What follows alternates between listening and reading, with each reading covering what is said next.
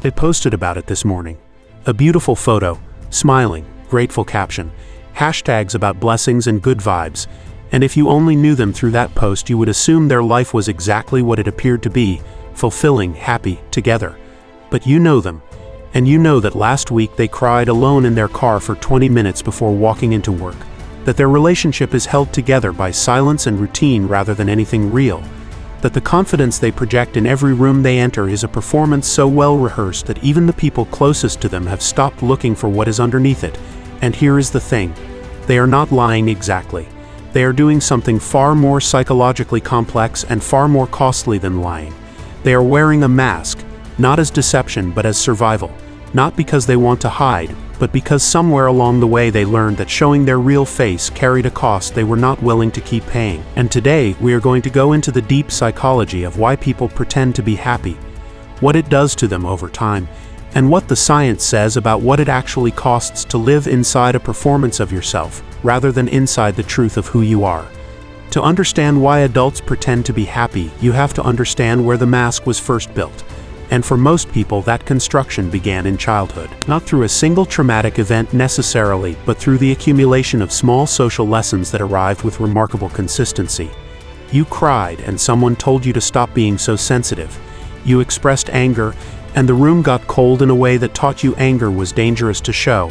You were honest about being sad, and the adults around you became uncomfortable in a way that communicated your sadness was a problem to be solved, rather than an experience to be witnessed. You were excited about something, and someone laughed or dismissed it in a way that taught you enthusiasm required an audience that approved of its object. Each of these moments was a lesson. A small but precise social instruction about which emotional states were acceptable to display and which were not. And because children are extraordinarily attuned to social approval and extraordinarily dependent on the people around them for safety and belonging, they learned these lessons with perfect accuracy. They built the mask not because they were dishonest, but because they were adaptive. They shaped their presented self to match the emotional expectations of their environment. And then they grew up, and the mask stayed, because the social lessons that built it were never consciously examined, and the environments that reinforced it simply became larger versions of the original classroom. Now let us talk about the specific social pressures of modern American life that make the mask not just tempting, but feel practically necessary. Erving Goffman, one of the most important sociologists of the 20th century, described social life through what he called dramaturgical theory, the idea that all social interaction is a kind of performance in which people manage the impressions others form of them, the way actors manage the impression of an audience. Goffman called this impression management, and he observed that it was not occasional or strategic but constant and automatic. Every person in every social setting is simultaneously performing a version of themselves and reading the performances of others, and the performance of happiness, competence, stability, and having everything together has become one of the most socially demanded shows in American culture. The messaging is everywhere, and it is relentless. Be positive. Choose happiness. Good vibes only. Manifest your best life. Gratitude is the answer. And while none of these ideas are entirely without value, the cumulative effect of their saturation in the cultural atmosphere is a profound social pressure to perform emotional states you do not always feel. And social media has accelerated this pressure to a degree that previous generations never experienced. When your social presentation is visible to hundreds or thousands of people simultaneously, and when the metrics of likes and engagement provide real-time feedback on whether your performance is landing, the incentive to curate a happy face becomes algorithmically reinforced in a way that is genuinely new in human history. Here is where the psychology gets genuinely alarming, because the mask is not neutral. It is not simply a social convenience that costs nothing beyond a little effort.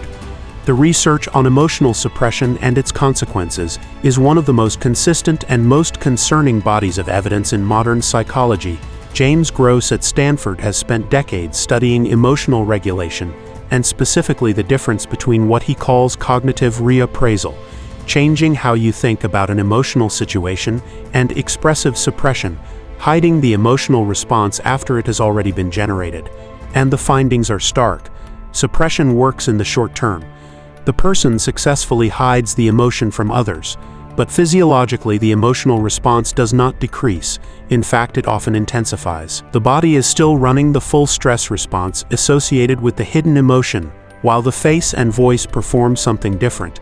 And this disconnect between inner experience and outer expression creates a chronic physiological burden that accumulates over time into measurable health consequences. Studies have linked habitual emotional suppression to elevated cortisol levels, increased cardiovascular stress, impaired immune function, and significantly higher rates of depression and anxiety.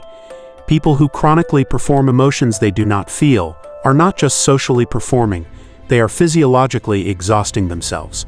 They are paying a biological price for the maintenance of the mask that their bodies register, even when their minds have normalized the performance.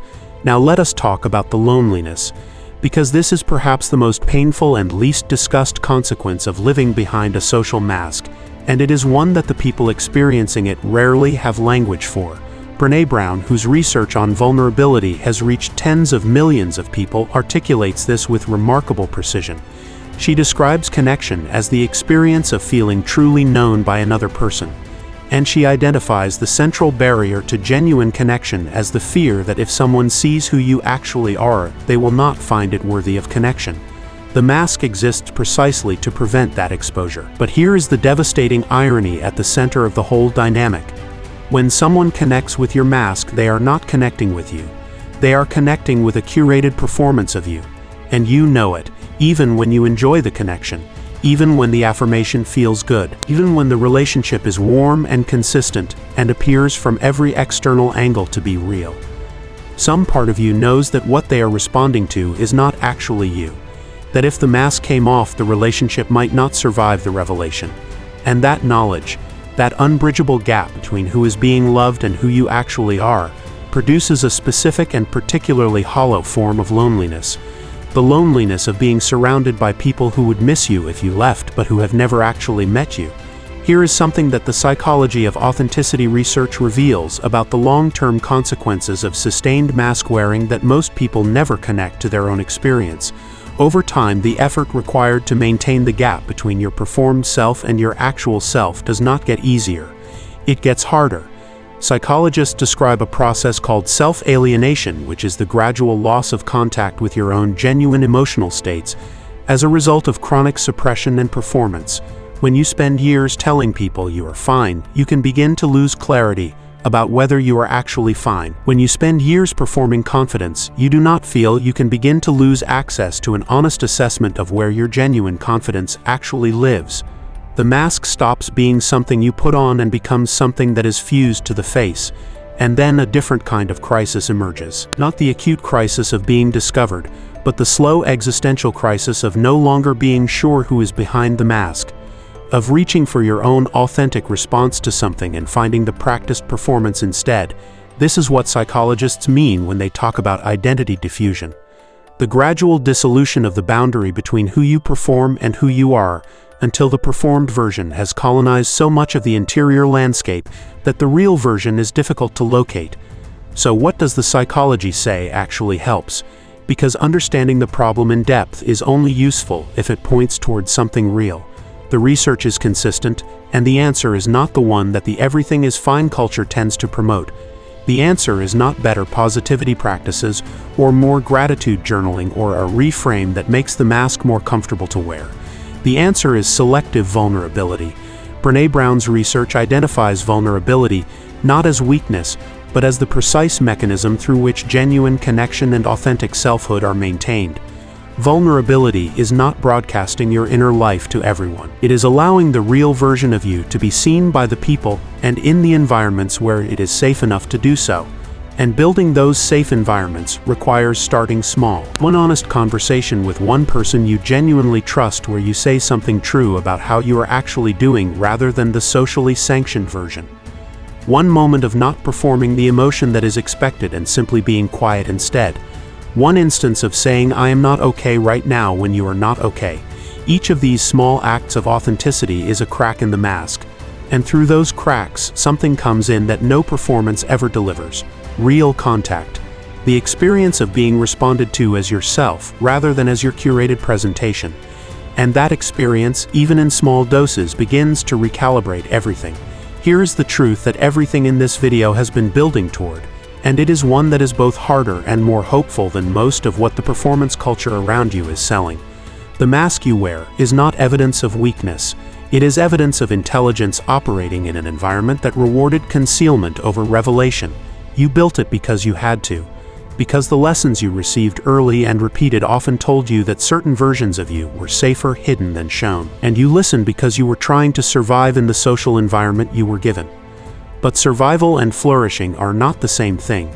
And the mask that protected you in one chapter of your life is extracting a price in this one that you may have stopped noticing only because you have normalized the cost. The research is clear on what waits on the other side of the performance.